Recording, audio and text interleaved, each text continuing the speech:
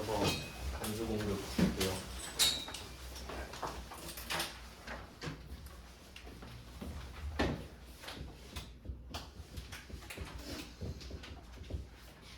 간주 공급은 총 4개인데 첫 번째가 자가 공급이라고 말씀드렸습니다. 자가 공급은 내 사업을 위해서 나한테 물건을 주는 거예요. 첫 번째가 면세 사업으로 전용 있었죠.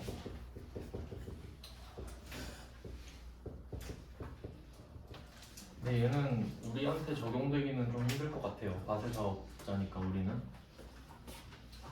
두 번째가 개별 소비세 과세 대상 자동차입니다.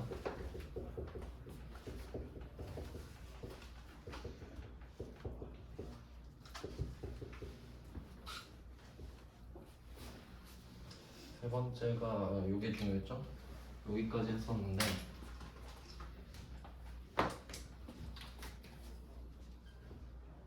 판매 목적 타사업장 반출이죠.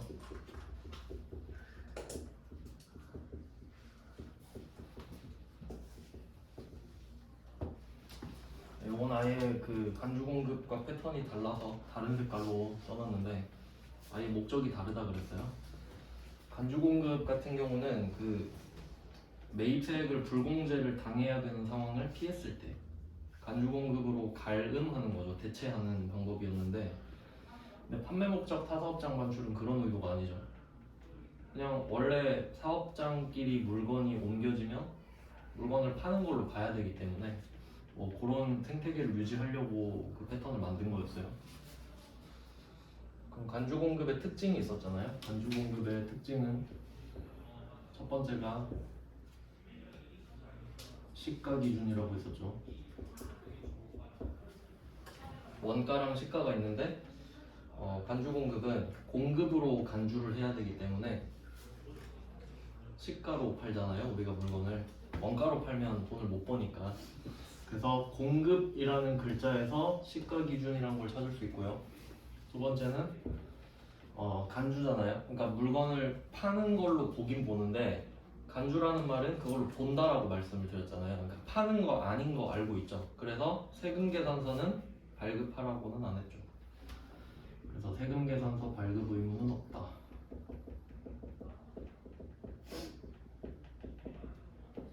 이게 두 가지 특징이 있었단 말이에요. 요거 연결시킬 줄 아셔야 돼요. 공급이니까 시가 기준. 근데 실제로 판 거 아니잖아요. 간주니까. 그래서 세금계산서까지는 의무를 주지 않겠다. 이런 거였어요.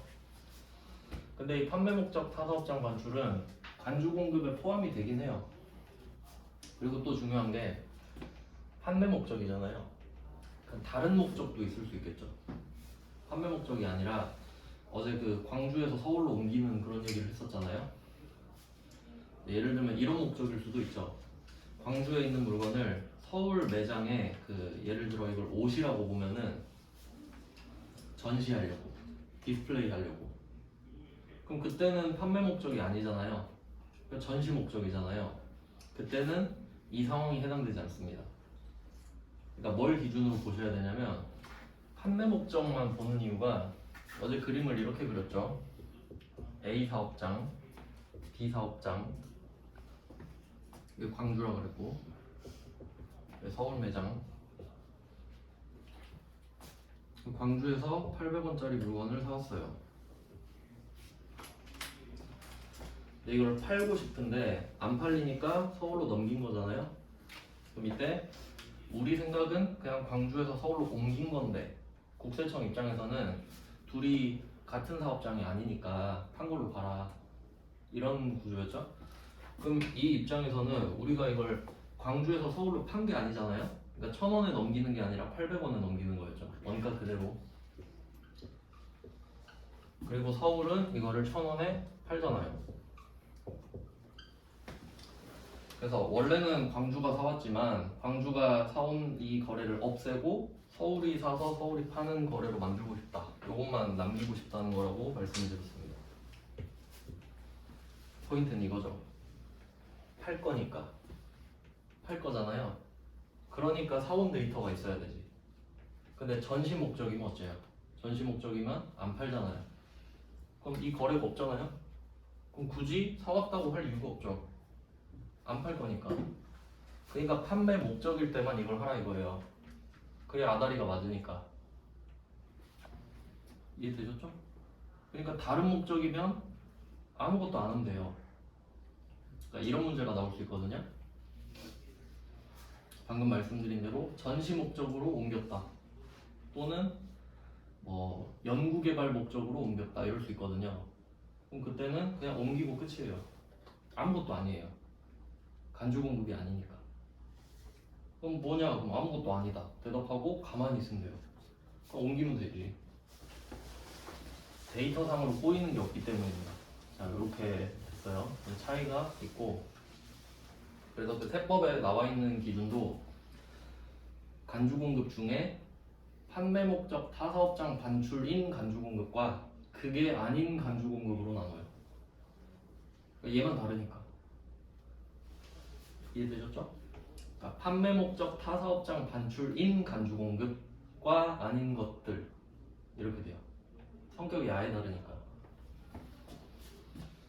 그리고 여기서 좀 범위를 확장시킬 수가 있거든요. 그러니까 이게 시험 내기에 참 좋은 주제인데 아마 너무 어려워서 못 건드릴 수도 있어요. 출제자도.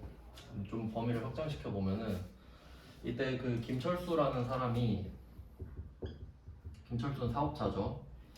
사업장을 2개 갖고 있는 거예요. 사업자 등록을 각각 한 겁니다. 이렇게. 그럼 이렇게 2개를 냈는데 뭐 하려고 했지? 이때 부가가치세 신고를 해야 돼요. 부가가치세 신고 납부를 생각을 해볼게요. 그럼 부가가치세 신고 납부를 좀 먼저 보면은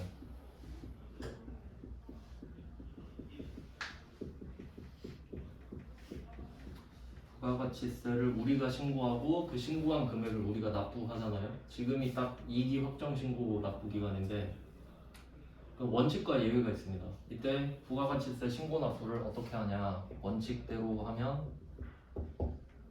사업장별로 합니다. 그러니까 A도 따로 하고 B도 따로 해요. A가 번 돈, B가 번 돈 다를 거 아니에요? A가 신고 납부, B가 신고 납부합니다. 사업장별이에요. 사업장별로 하는 게 원칙이고요. 보통 예외가 항상 있잖아요.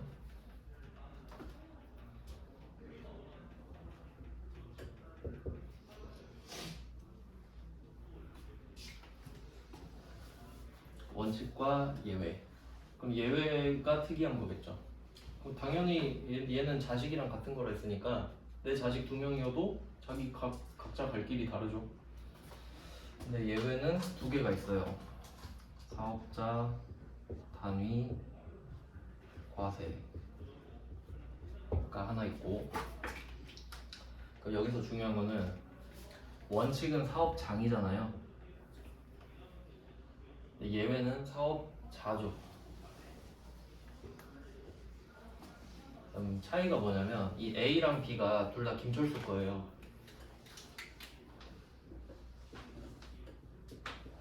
그럼 사업장별로 신고납부를 하세요 하면은 A 따로 신고납부, B 따로 신고납부 하면 됩니다. 맞죠?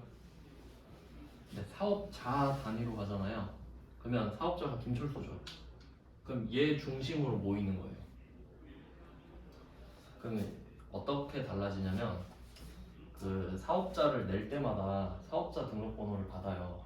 그러니까 내가 한 명이지만 사업장이 2개니까 2개겠죠 번호가? 그러니까 이거 주민등록번호랑 갖다 보시면 되거든요.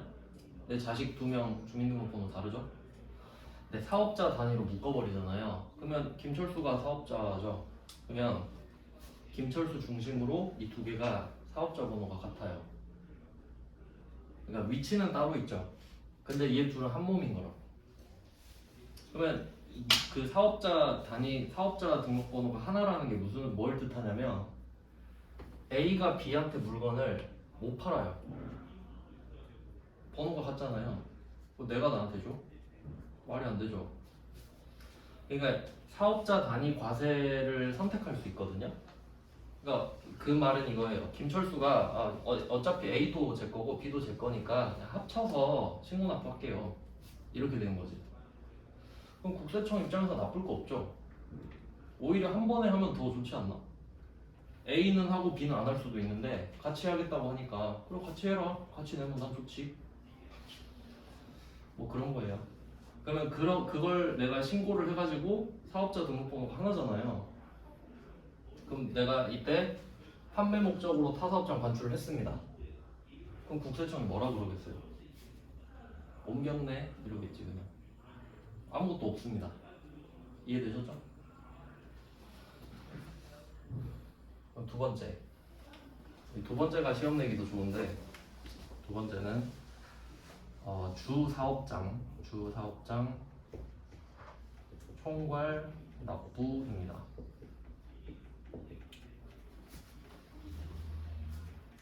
두 개인데요. 원래 각각 뒤에 제도를 붙이기도 하는데 그러니까 사업자 단위 과세 제도, 뭐 주사업장 총괄 납부 제도 뭐 이렇게 말을 하기도 하는데 그건 뭐 면세도 면세 제도 이렇게 말할 수 있는 것처럼 별 의미는 없고요. 그럼 얘는 이름에 다 나와 있어요. 주사업장이라고 돼 있죠. 그럼 뭐 김철수가 사업을 할 때 뭐 만약에 이 B가 뭐 주사무소, 보통 서울에 본사를 두죠. 업종이나 규모에 따라서 그 회사 큰 거는 법인이라고 그 본점이라고 그러잖아요. 근데 뭐 작은 규모나 좀 뭐 공인중개사 이런 사람들은 사무소라고 하거든요. 그 다음에 여기 광주니까 여긴 분사무소라고 할게요. 지점의 개념이에요. 이런 느낌이라고 했을 때 주사업장을 하나 정해라 이거예요. 두 개니까. 그럼 이때 김철수가 만약에 광주 산다 할게요. 그럼 광주가 가깝잖아요. 사무실이. 그럼 여기를 주사업장으로 정한 거예요. 저 여기를 주사업장으로 하고 납부를 같이 할게요. 이렇게 돼요. 그러면 여기서 포인트는 이걸로 또 말장난 많이 치거든요. 주사업장 총괄 납부는 신고 납부를 총괄해서 한다. 틀린 말이에요. 총괄 납부잖아요. 신고는 따로 해요. A랑 B랑 신고는 따로 한다고요. A가 저 얼마 내겠습니다. B가 저 얼마 내겠습니다. 그리고 납부만 A에서 같이 해요. 좀 특이하죠? 근데 사실 중요한 거는 신고보다 납부가 더 중요하지 않나요? 돈을 내는 게 더 중요하잖아요, 사실. 그러면 왜 이런 걸 만들어 놨냐면 이거는 사업자한테 좋은 겁니다. 좋다라는 뜻으로 봐야 돼요. 의미 부여하면 좋다고 그랬죠. 왜 그런지 말씀을 드릴게요. 주사업장 총괄납부만 보겠습니다. 일단 그럼 A랑 B랑 딱 이 상황밖에 없다고 할게요. 그럼 A는 신고를 할 때 빵원을 하면 됩니다. 맞죠? 매출세액 80, 매입세액 80이잖아요. 그럼 얘 신고 빵원 합니다. 빵원도 확인해야 돼요. 빵원이 있다고 신고를 해야 하니까. 그러니까 나 혼자 빵원이군, 신고 안 해도 되겠다 이러면 안 돼요. 모르잖아, 국세청. 그러면 B는 얼마 신고해요? 20원 신고하면 되겠죠. 그럼 이렇게 해서 각각 신고 납부했을 때랑 같이 납부했을 때랑 차이가 없잖아요. 근데 이렇게 보면 별로 메리트가 안 느껴지는데 부가가치세 특징을 좀 알려드리겠습니다.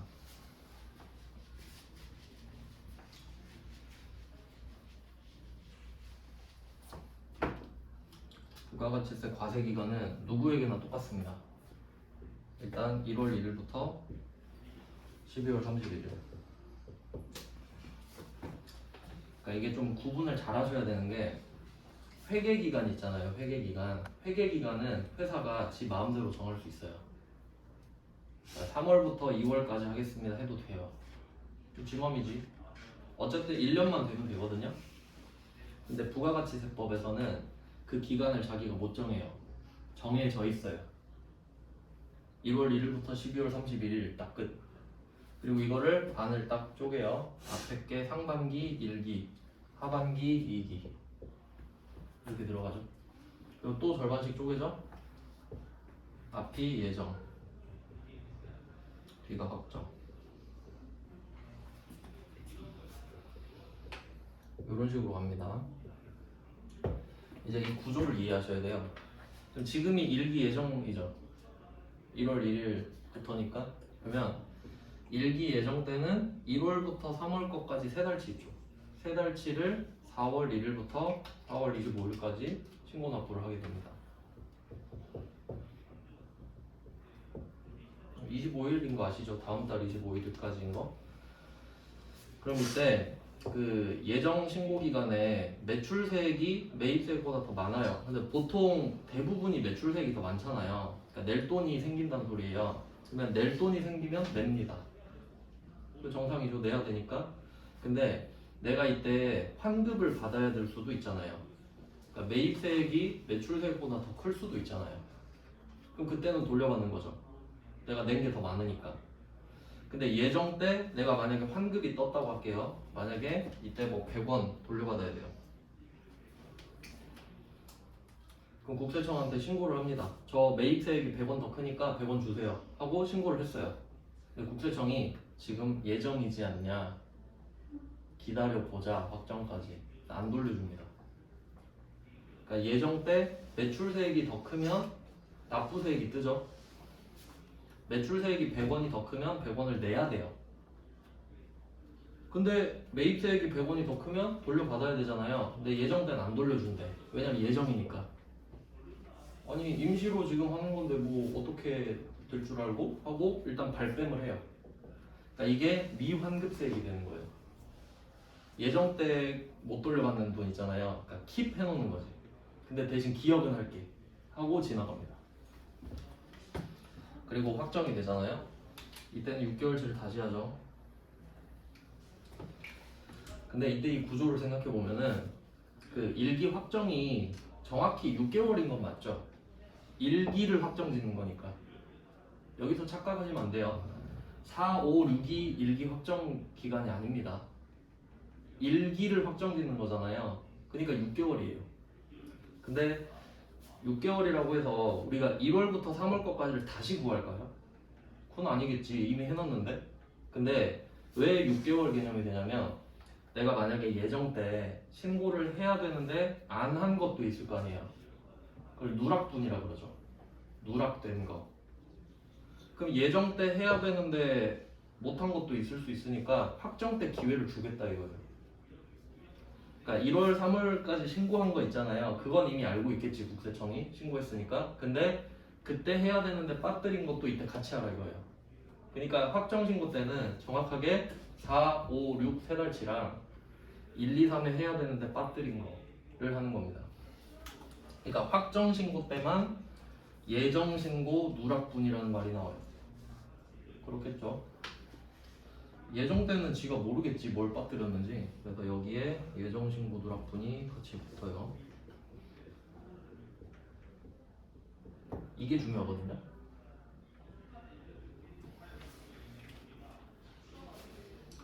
그러면 국세청 입장을 한번 생각해봐요. 그럼 국세청은 솔직히 우리가 신고를 하는 거기 때문에 신고를 하든 안 하든 모릅니다. 그러니까 이 예정 신고 누락분 있잖아요. 내가 이걸 예정 때 신고 안 했죠? 그리고 확정 때도 안 할 수도 있는 거잖아요. 근데 내가 안 한다고 국세청이 즉각 알까요? 이 새끼 신고 안 했네, 100원 신고 안 했네. 그럴 리가 없어요. 그러니까 국세청 입장에선 고마워해야 되는 거죠. 그냥 양심에 찔려서 내가 신고를 한 거잖아요. 근데 국세청의 스탠스는 네가 이거를 예정 때 원래 내야 되지 않냐. 원래 예정 때 내야 되는데 지금 늦게 신고 납부를 한 거 아니냐. 내가 손해를 봤다. 그러니까 넌 가산세를 내야 된다. 돈을 더 걷어가요. 가산세. 가산이 더한 거죠. 가산 정할 때 세금을 더해버린다고. 근데 좀 그렇죠. 그래서 이게 나중에 가산세 씨앗이 돼요. 뭐 자세한 건 가산세 파트에서 할 겁니다. 신고서에서. 근데 일단 대충 흐름은 아셔야 된다는 거죠. 그럼 이때 내가 총 일기 거를 다시 구해보니까 뭐 예를 들면 4, 5, 6 거를 해보니까 뭐 총 300원이다. 4, 5, 6개 300원을 납부해야 되는 거예요. 그러면 국세청한테 가서 말을 해요. 내가 예정 때 100원을 받아야 되는데 네가 안 준다 그랬다. 그리고 4, 5, 6 거를 추가로 해보니까 300원이 나왔다. 그럼 국세청은 이렇게 말합니다. 봐라, 확정되니까 네가 더 내야 되지. 그때 내가 환급해줬으면 안 됐잖아. 이렇게 말을 하는 거죠. 그러니까 300원에서 100원 퉁쳐줄게 하면 끝나는 거예요. 그러니까 결과적으로 200원 내라 이 말이지.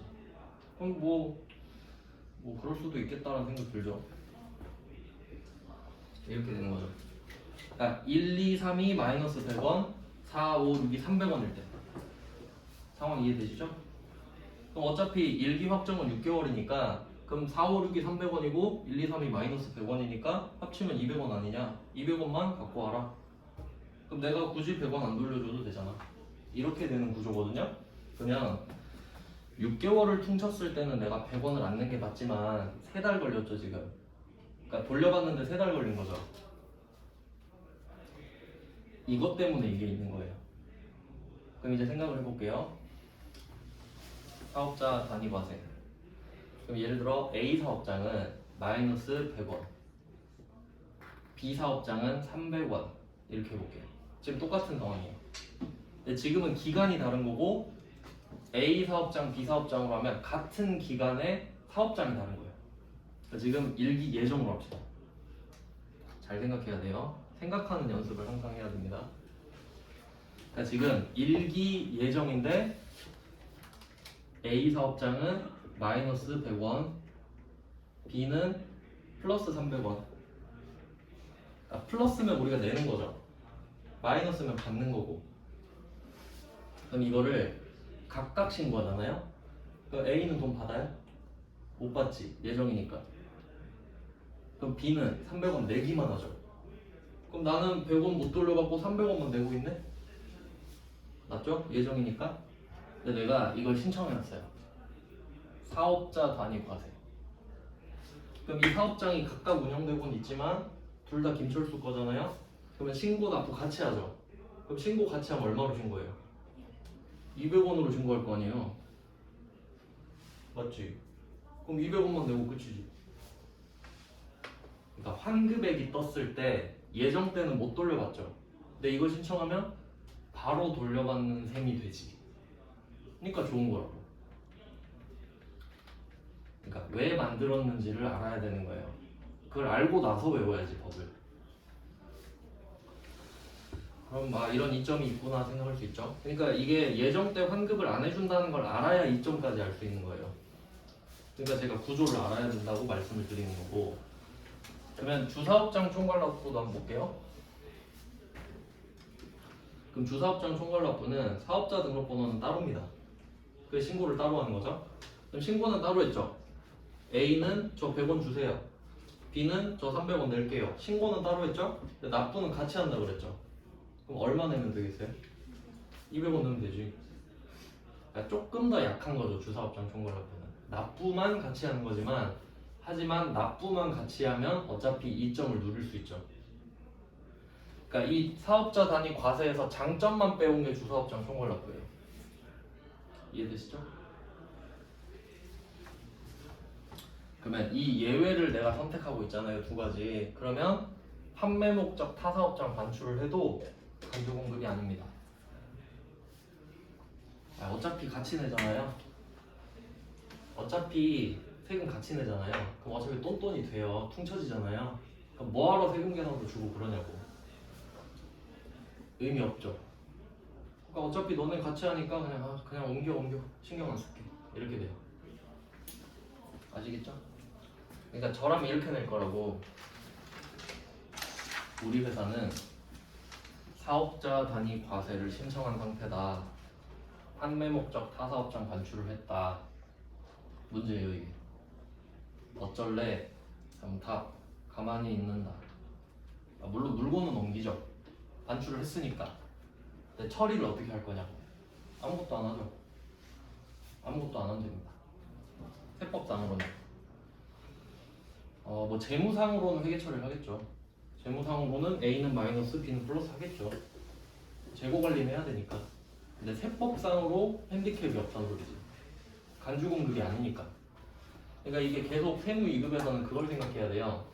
이 한 가지 상황에 대해서 재무상으로는 어떤 일이 벌어지고 있는가, 세법상으로는 어떤 일이 벌어지고 있는가, 이걸 생각할 줄 알아야 된다는 겁니다. 근데 일단은 세법에 포커스가 맞춰져 있는 상황이에요. 지금 간주 공급이 부가가치세 파트니까. 그러니까 세법상으로는 핸디캡이 없지만 재무상으로는 A에선 마이너스, B는 플러스. 요건 따로 하는 겁니다. 네, 뭐 그런 상황 때문에 그래요. 그리고 조금 더 디테일을 넣으면은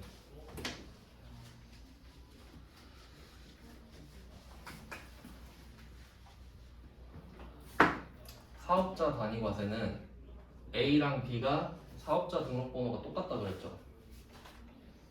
그럼 세금 계산서 발급 불가능하죠. 아예 내가 나한테 줄 수가 없으니까. 그러니까 여러분이 만약에 그 뭐 명의 이전한다고 했을 때, 그러니까 계약서를 쓴다 해봐요. 내가 아파트를 팔아야 내가 나한테 팔 수 있어요? 계약서에 매도자다, 매수자다 쓸 수가 없죠. 뭐 그런 상황이라고. 근데 주사업장 총괄납부는 A, B가 사업자 등록번호가 따로죠. 그러면 어떤 애는 이걸 잘 몰라가지고 그러니까 아무것도 안 해도 되잖아요, 사실. 근데 세금 계산서를 준 거야. A 명의에 있던 걸 B 명의로 준 겁니다. 그럴 수도 있죠. 그럼 그땐 간주 공급이에요. 얘는 세금 계산서를 줄 수 있으니까. 얘는 아예 못 주잖아요. 그러니까 문제를 또 이렇게 낼 수 있는 거예요. 생각을 해봐야 됩니다. 첫 번째, 판매 목적 타사업장 반출을 했다, 이렇게 한번 딱 던지는 거예요. 두 번째, 근데 알고 보니 나는 주사업장 총괄납부를 신청한 상태네, 한번 꺾었죠? 그럼 그냥 판매 목적 타사업장 반출일 때는 세금 계산서를 줘야 된다라고 생각해야 되죠. 근데 주사업장 총괄납부래. 그럼 안 줘도 되겠네? 이렇게 한번 꺾어야 되죠. 근데 세금 계산서를 발급했다. 그럼 또 꺾죠. 그럼 그건 간주 공급이지. 줬는데 어떻게 해요? 근데 어차피 세금 계산서 줘도 손해 보나요? 안 보죠. 그냥 그렇게 하라고, 편한 대로. 하기 싫으면 세금 계산서 발급하지 말고 하고 싶으면 해라. 어차피 너 손해 안 보니까. 뭐 그런 스탠스를 취하는 거예요. 알겠죠? 그러니까 그것까지 내면 좀 복잡해질 수 있지.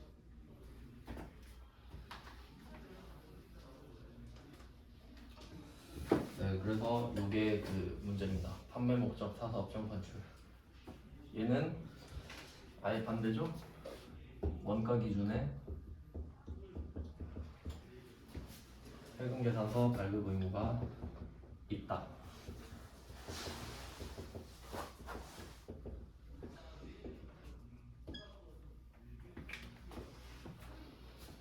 그래서 제가 이거 공부할 때 어떻게 하냐면, 그 세법 공부를 하다가 제가 생각한 방법이 있어요.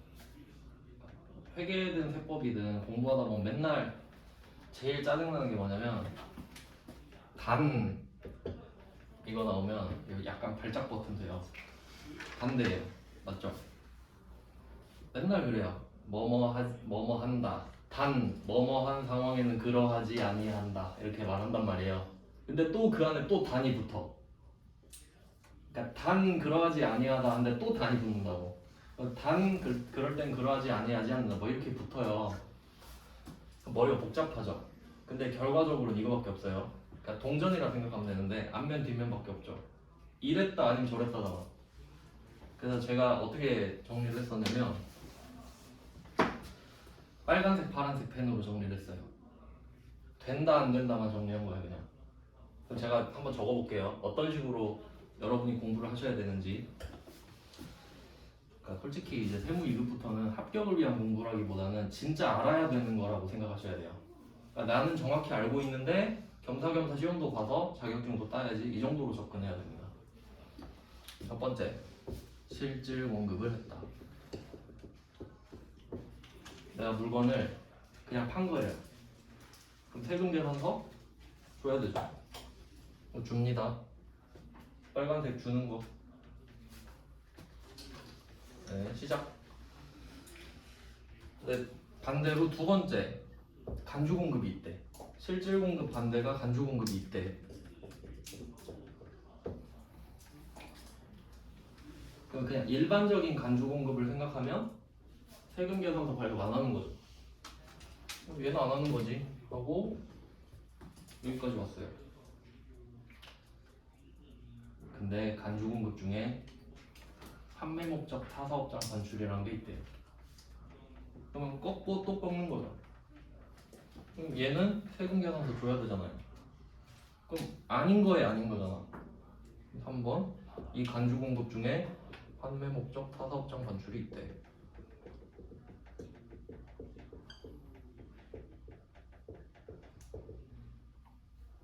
근데 원칙일 때 사업장별로 할 때 그럼 얘는 줘야 되는데 또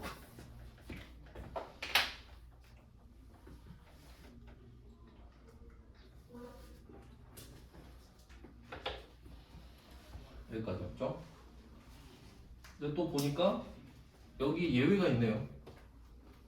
이건 원칙인 거고 근데 예외도 있대. 그럼 예외는 안 해도 된대요. 맞죠? 4번 판매 목적 타사업장 반출. 이렇게 땡땡 해도 되겠죠. 이런 식으로.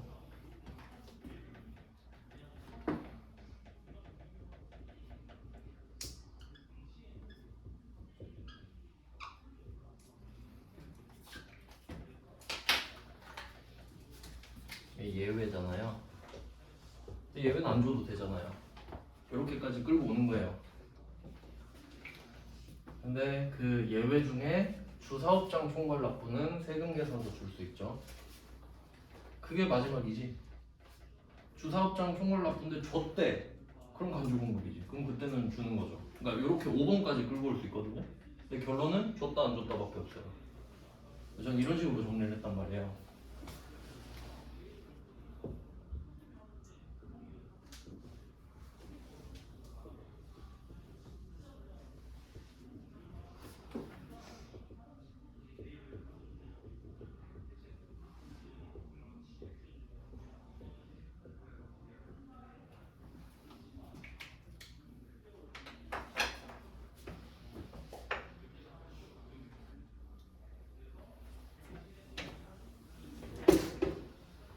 그래서 이런 식으로 항상 정리하는 습관을 들이시면 좀 낫지 않을까. 그러니까 이게 같은 색깔 글자로 아무리 자세하게 적어도 다음번에 복습할 때 있잖아요. 그럼 다시 개념 정리해야 돼요. 일단 색깔을 넣어놓잖아요. 그럼 딱 알지. 된다 안 된다 된다 안 된다. 그 정도로 일단 바로 복습할 때 알 수 있게끔. 네, 이걸로 이제 시험을 낼 수가 있을 것 같다라고 생각합니다. 그러니까 이게 여기다가 그 메인 매출 전표 유형을 한번 넣어볼게요. 실질 공급이다. 그럼 내가 물건을 진짜 판 거죠? 그럼 보통 세금 계산서 주잖아요. 그럼 얘는 유형이 11번 과세죠.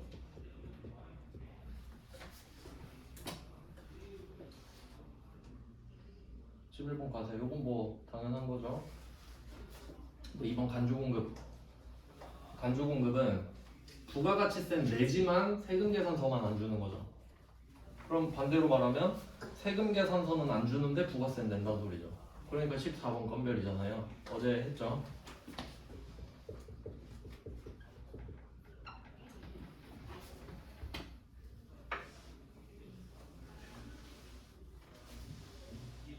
여기까지가 이제 제일 중요하죠. 사실 여기까지 제일 많이 내니까. 그러면 판매 목적 타사업장 반출인데 원칙대로 했다. 그럼 얘는 세금 계산서 줘야 되죠. 그럼 얘는 다시 11번이잖아요.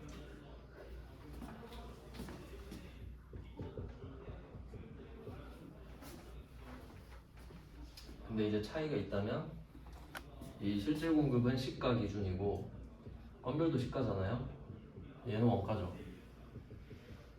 이런 식으로 입체적으로 계속 더 씌우는 거예요.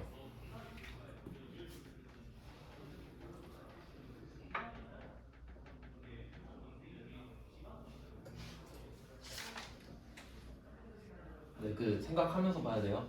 그러니까 얘는 물건 진짜 판 거고 얘는 안 팔았지만 내가 핸디캡을 먹으니까 판 것처럼 부가세를 내는 거구나.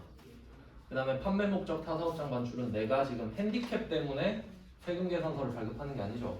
그냥 하라고 하니까 이거 손해 안 보죠? 원가로 발급을 했어요. 네 번째까지 오면은 판매 목적 타사업장 반출인데 예외면 내가 물건을 옮겨도 국세청이 신경 안 쓴다 했죠. 그럼 얘는 그냥 아무것도 아닌 거예요. 아무것도 아닌 거지. 진짜 말 그대로 아무것도 아닌 거예요. 그러니까 전산세무 2급에서 제일 중요한 답이 아무것도 아닌 거거든요. 아무것도 안 하기가 제일 힘들다 그랬죠. 알아야 아무것도 안 하니까. 그 다음에 5번은 판매 목적 타사업장 반출인데 내가 주사업장 총괄 납부해요. 근데 굳이 세금 계산서를 발급한 거야. 굳이 했다면 3번이랑 같겠죠. 이거 똑같죠, 3번이랑. 그냥 한 거니까. 그래서 얘도 11번 과세 원가겠죠.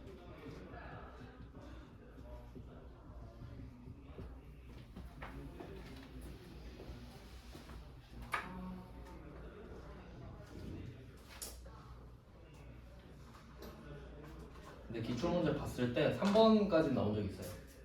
3번까지. 근데 전 4번을 내보고 싶어요. 답이 아무것도 아닌 거잖아요. 네, 이렇게 하시면 됩니다. 한번 정리 한번 해봤고요.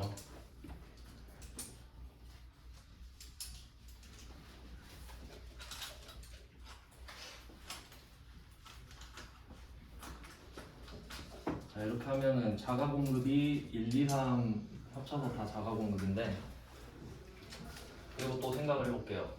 자가 공급은 내가 나한테 공급하는 거라 했죠. 그럼 면세사업으로 전용은 내 과세사업장에서 내 면세사업장으로 주는 거 맞죠? 자가 공급 맞고. 그다음에 자동차도 뭐 기아자동차라고 제가 말씀드렸는데, 그러니까 여러 가지 상황이 있을 수 있는 거예요. 자동차 자체를 내가 사야 되는데 안 산 경우도 있고요. 그런 것도 있겠죠. 그 주유소를 내가 운영하는데 우리 사장님이 맨날 고급 휘발유를 넣어요. 자기 차에다가. 근데 원래 그 고급 휘발유에 부가세 붙은 것도 못 돌려받아야 되죠. 근데 내가 주유소 사장인데 뭐하러 기름을 사서 넣습니까? 내 회사에도 그냥 넣으면 되지. 그럼 그것도 간주 공급 될 거 아니에요. 그런 것도 해당이 되는 거죠. 유지에 대한 것도. 그렇게 범위를 확장할 수 있고요. 그러면 뭐 내가 자동차를 나한테 주거나 기름을 나한테 주는 것도 자가공급 맞죠? 그다음에 판매 목적 타사업장 반출은 당연히 자가공급이고 내 회사한테 내 회사가 주는 거니까 자가공급. 그다음에 두 번째가 개인적 공급인데,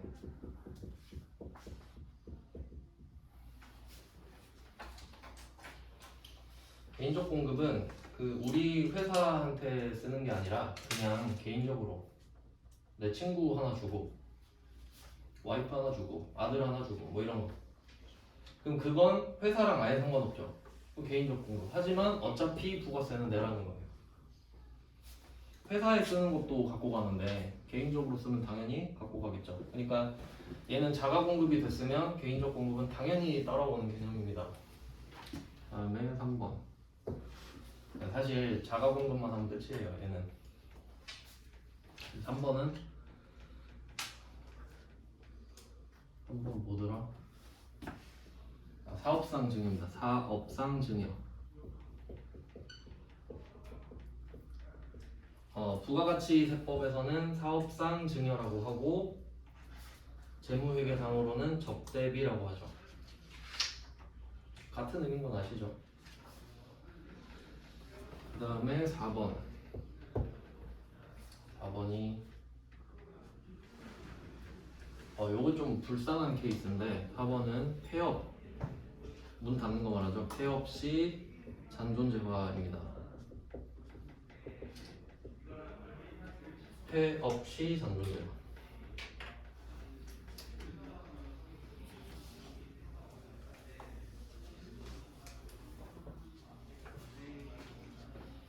그럼 상황 정리를 한번 해볼게요.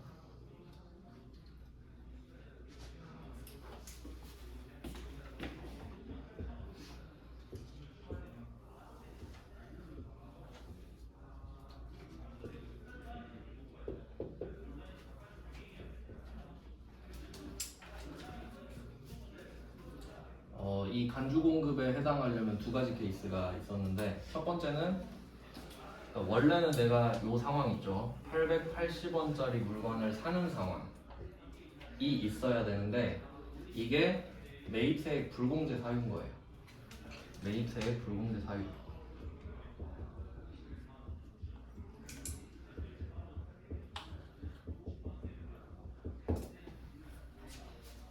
그러면 뭐 이름 그대로 내가 880원짜리 샀을 때 800원이 매입액이고 80원이 매입세액이잖아요. 원래 이거 80원 돌려받을 수 있는 건데 불공제 사유니까 불공제 되는 거 아니에요? 그럼 내가 이 상황을 통해서 80원을 손해봐야 되죠. 근데 이 상황 자체를 피해버린 거죠. 그래서 여기 대표적인 게 자동차 있었잖아요. 내가 자동차를 사서 써야 돼요. 근데 승용차는 880원에 사도 80원 못 돌려받고 끝나잖아요. 근데 알고 보니 내가 자동차 회사네. 그럼 이 상황을 내가 뭐하러 남의 차를 삽니까? 그럼 내가 800원짜리 차를 야 한 대 갖고 와봐 해서 이 상황을 피했죠. 그리고 이 차를 주는 거 아니에요 그냥. 그리고 여기에 하나 얹으면 이 차를 만들었을 때 원재료 같은 거 샀을 거 아니에요. 그때 세액공제 다 받았죠. 그러니까 이 매입세액 불공제 사유를 피하는 게 첫 번째고, 두 번째는 또 그거랑 또 별개로 내가 샀을 때 매입세액 공제를 받았잖아요. 그 자동차에 관련해서. 그래서 뭐 세액 공제를 받았었고. 그러니까 이 두 가지가 맞물리면 이거에 대해서 100원을 뺏을 수 있는 정당성이 생기는 거죠. 네가 매입세액 불공제 사유도 피했고, 그리고 이 차를 샀을 때 내가 세액공제도 다 해줬는데 네가 이 차를 안 팔고 그냥 줘버려? 그럼 나는 이 100원을 빼가겠다. 이게 간주공급이죠. 이런 상황인 거예요, 간주공급이. 그러니까 결론은 뭐냐면 국세청 입장에서는 네가 원재료 샀을 때 세액공제 다 해주지 않았냐? 그러면 그 세액공제를 받은 걸로 제품을 제조했다면 그 제조에 대해서는 그게 1,000원짜리면 난 무조건 100원을 갖고 가겠다 라는 태도를 취하는 거죠. 그럼 이때 자가공급은 팔아야 되는데 네가 써버렸네? 그래도 100원은 갖고 와. 뭐 친구 줬다고 개인적 공급? 그럼 알았어 100원만 갖고 와. 이러면 되는 거고, 접대해도 마찬가지죠. 그러니까 사실 국세청은 1번, 2번, 3번 안 가리는 거죠. 뭔 상관이냐, 그냥 100원 갖고 오면 되지 이거예요.